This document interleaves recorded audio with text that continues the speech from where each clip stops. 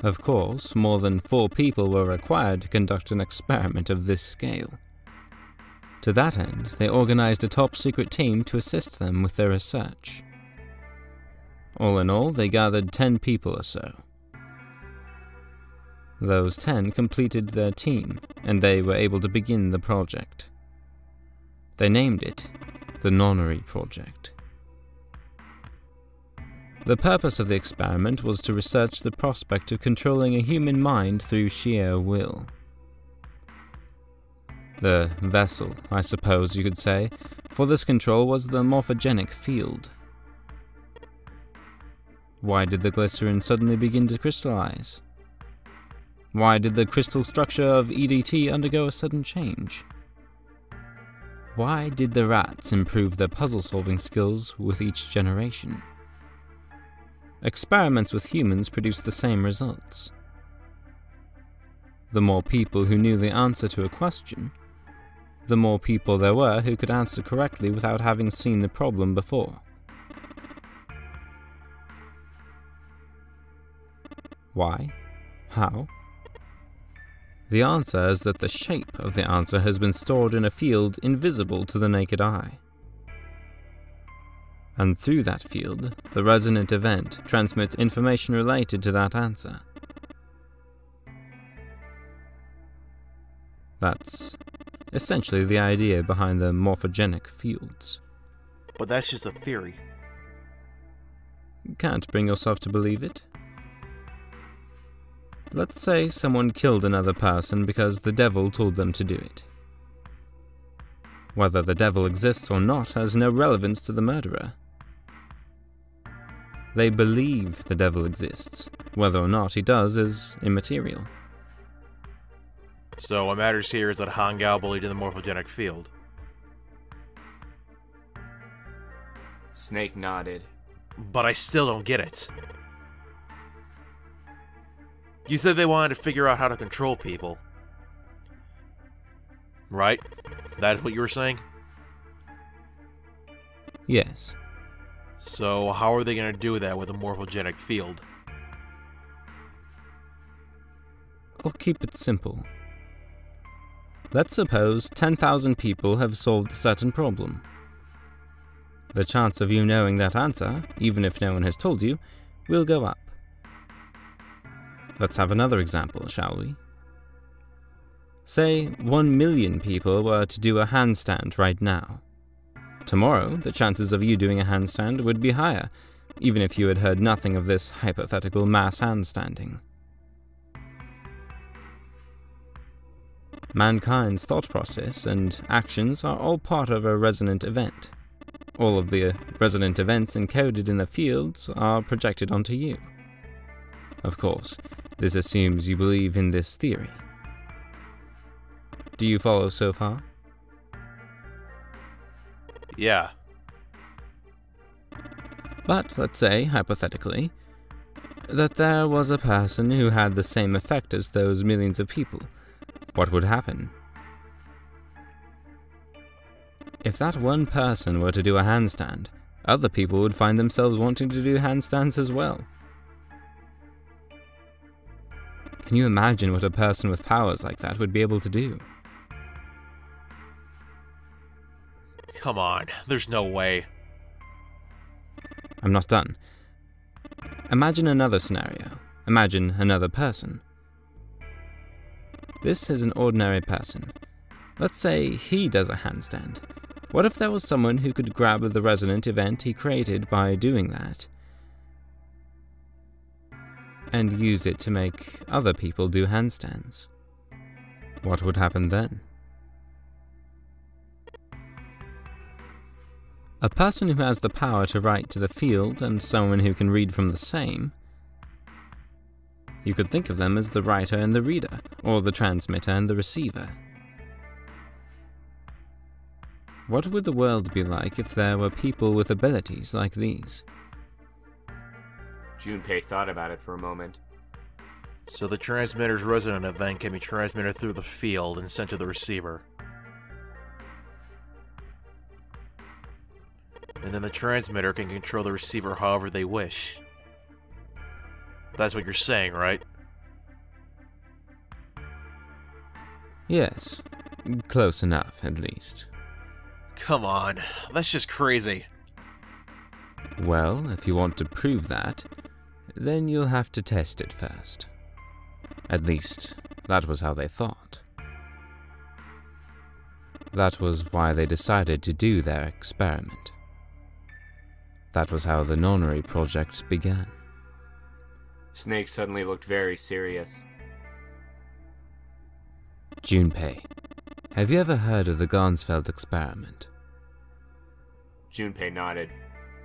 Yeah, that was an experiment in telepathy, right? They put a pair of subjects in separate rooms. Then they showed one of them a picture and asked the other one what they saw. Interesting. I'm impressed. Yes, that is exactly correct. So? Why'd you bring up the Gansfeld experiment? It was used to screen subjects for the Nornery project. The hospital in a remote town was affiliated with Cradle Pharmaceutical. Hongo used it to conduct experiments on the visiting children in secret. Some of them, he found, had potential. He began to gather children that showed promise, children that seemed as though they might be able to access the field. Of course, none of them volunteered. They were kidnapped. His face barely moved as he spoke. There were 9 pairs of siblings taken for 18 children total. For reasons that were not fully understood at the time, each pair had 1 transmitter and 1 receiver. They were split perfectly. As such, the 18 children were split into 2 groups of 9. The children who were put into Group Q were the ones who excelled at transmitting. They were transferred to the mock experiment building known as Building Q in the Nevada desert. The children who excelled at receiving were put in Group A. The members of Group A were placed on the former hospital ship Gigantic. From the experiments he had conducted so far, Hongo had learned the following. There are 2 things that can increase one's resonance with the fields. The first is Epiphany, the other is danger. Have you ever been faced with an especially difficult problem and thought about it very long and hard until finally an answer suddenly appeared in your mind? It may seem obvious to say so, but that is exactly what is meant by Epiphany. The information obtained through that Epiphany can be easily transmitted through the fields where it can be easily interpreted. Adding danger to that equation allows for even easier field access. Therefore, Hongo set up a number of puzzles across the Gigantic. The participants had to solve each puzzle before they could move to the next room. Of course, he hadn't forgotten to include danger. More specifically, he had detonated a bomb on the hull of the Gigantic. The children in Group A were forced to play the Nornery game as the ship sunk. By forcing the children into a life or death situation, Hongo hoped to increase the likelihood of their tapping into the fields. The children from Group Q, on the other hand, were confined to the mock experiment building, Building Q. Building Q duplicated the interior and the puzzles of the Gigantic exactly. Hongo explained the situation to the children in Group Q. Solve the puzzles you find throughout the rooms. When you solve them, transmit the information to the children in Group A. If you succeed, they will be able to solve the puzzles and escape. But if you fail, then the Gigantic will sink and your brothers and sisters will drown. Do you know why the astronauts of Apollo 13 were able to return to Earth safely? It was because NASA had access to a replica of the Apollo 13 capsule. All of the equipment, the instruments, everything, all of it identical. NASA was able to relocate the situation the astronauts were facing. By putting themselves in the same situation, they attempted to solve the problems they knew the astronauts were experiencing. The actual capsule. That was how they were able to return safely. It was the same with the Gigantic in Building Q. The children from Group Q had to use the power of Epiphany to solve the puzzles they found and transmit what they learned through the fields. The children in Group A, however, had to access the fields to learn how they advanced to the next stage. That is the simplest explanation I can manage. Snake sounded defeated. His half-hearted attempt at a derision served only to show how much the story had affected him. Just as Junpei was about to speak. Hey, Junpei, Snake, how much longer are you two gonna sit around on those bony asses? Get down here already! Seven's voice echoed up from below. Snake took a deep breath and blinked rapidly as if just waking up from a long nap. He's right. Let's go, shall we? We don't have much time. We need to get out of here, and soon. Snake headed for the stairs, but Junpei put an arm out to stop him. Hold it. There's one more thing I want to ask you. Are you sure that there were 18 kids? Why? Well, I thought it was only 16. Oh, yes. That was what they said on the news, wasn't it? Yes, I have no doubt that 18 children were abducted and used in Hongo's experiment. After all, you couldn't exactly play a Nornery game with any less, could you? Well, yeah, but... Are you saying that the news got it wrong? Yes, I am. There were 2 more children. However, they had no relatives that I'm aware of. I imagine no one filed a police report when they went missing. They were brother and sister, like Clover and I. The brother's name was Aoi. The sister's name was... Her name was... Snake couldn't seem to bring himself to continue. It looked as if what he was about to say brought him great pain. Her name was Akane. That was the girl who died. Junpei felt as if he'd been punched in the stomach. His vision went blurry and his head felt light. He couldn't think straight. Everything was blank. Had Akane Kurashiki died 9 years ago? If she had, then who was June?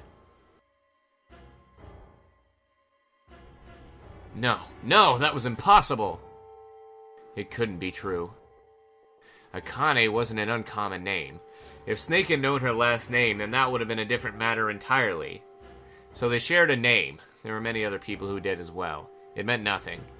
It was a different person. Of course it was a different person. It had to be. Junpei shook his head hard and pulled himself back to reality. Is something wrong, Junpei? Your breathing sounds strange. Then Snake had noticed. Junpei cleared his throat and tried to act calm. Oh, no, it's nothing. I'm fine. Let's get back down there, alright? Snake raised an eyebrow but said nothing. He headed down the stairs, Junpei bringing up the rear. He couldn't bring himself to ask. He told himself he knew the answer already, but he couldn't bring himself to ask what the girl's last name had been. With every step he took, the cold, hard sound of feet against metal dug at his heart.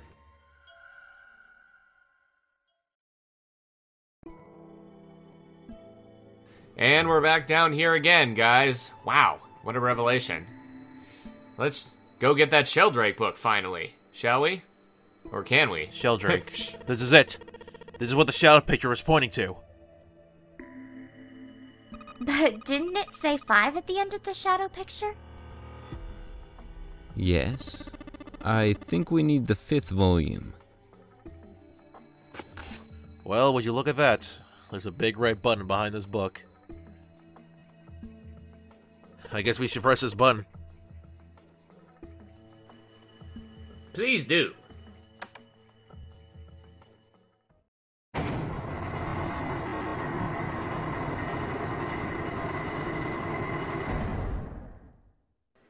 Holy Mother of God. What was that sound? It sounded like something really big was moving. It came from the top floor. Alright, let's go check it out. So we shall. To the top floor. Away. Dippity, that's the wrong side. Go the other way. Stupid idiot. It's to the right. To the right again. There we go. Puzzle! This was like an output monitor. Well, I bet you gotta type something on that keyboard. Yeah, but you can only enter letters. And it looks like you only enter 4 letters. Let's give it a shot. Okay, so this puzzle is actually really easy. It has to do with digital roots. See, if you know Roman numerals, XIII is 13. So if you add 3 and 1, you get 4. And what's the 4th letter of the alphabet? It's D! It's not even really digital roots, actually. It's just simple addition. But anyways, the answer is dead. So there we go. Really easy.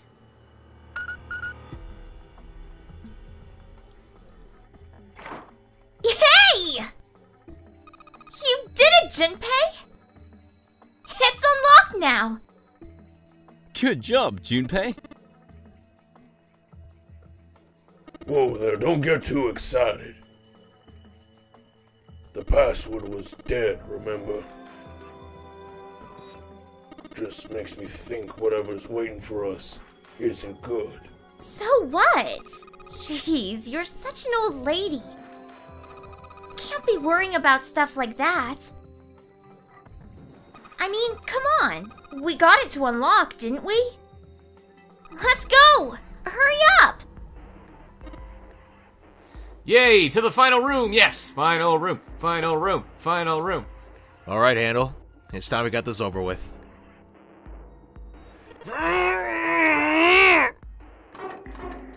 Damn it! I can't get it open. This thing won't even budge. What? Why not? We put in the password. What else do we have to do? Then that means... It's the other door. To the other door, away! Final room, final room, final room. Alright, let's get this thing open.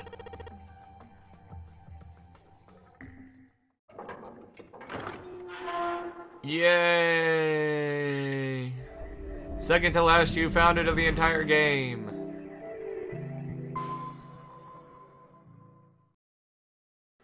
The door opened, and Junpei and the others leapt through it. But no sooner had they done so than the clang of metal on metal rang out behind them. They spun around. The door they'd just come through had slammed shut. Junpei grabbed hold of it with both hands and pulled with all his strength. Damn it! It looks like it locks automatically. Well, there's another door over on the right. There's a card reader next to it. It's got a red light on it, though, so I'm pretty sure it's locked, too. But there is a card reader, right? Yeah. Then perhaps if we find a key card, we could open the door and leave. Well, yeah, that might work, but... Hey, wait a minute! Are you saying we're gonna have to search through this room for one little card?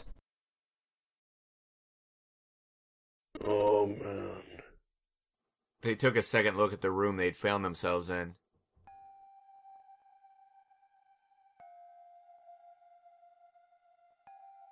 It was filled with piles upon piles of all manner of things.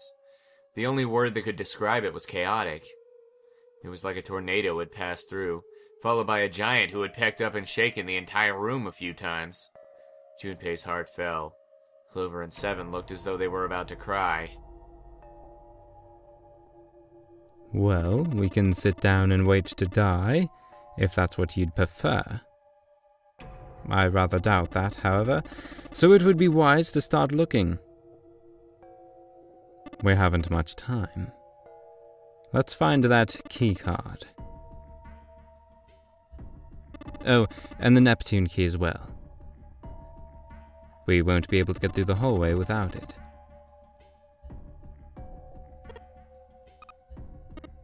All right then. Let's begin. Here we go with the final room, guys. Really, all this room actually is a bunch of the old puzzles, but slightly harder. And you have to finish all of them to get out. So, as you'll see here, we're going to start with the nautical puzzle from the wheelhouse. The one with that freaking annoying steering wheel that I'm luckily used to now. So, let's go that one. God, I got the hiccups. Holy crap. Junpei, looks like there's a compass on there. Ah, now I get it. What do you mean? I guess you weren't there, Clover, but I saw a puzzle like this one in the wheelhouse.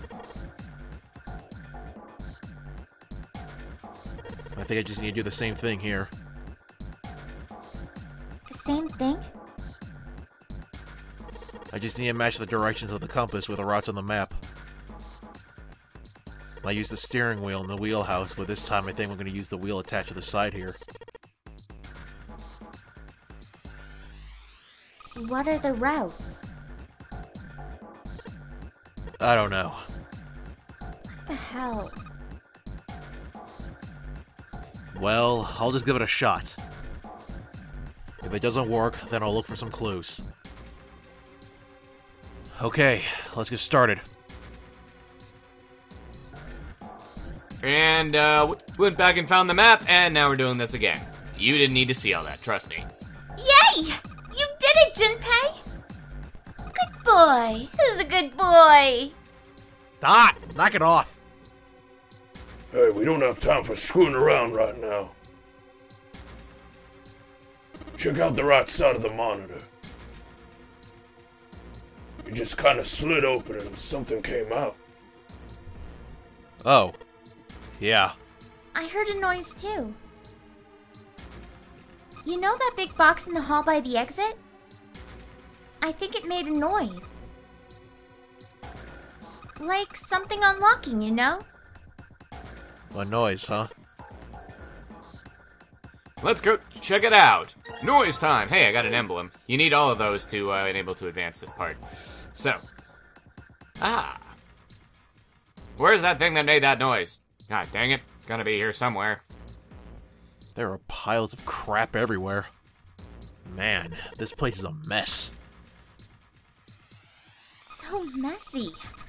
I don't know where to start. Some of this crap looks familiar. I think a lot of these are parts of the puzzles we've solved in the other rooms. If that's true, then this room could be Zero's laboratory. Perhaps Zero would shut himself in this room to devise the machines and puzzles he'd need to see his plan come to fruition. In Zero's laboratory.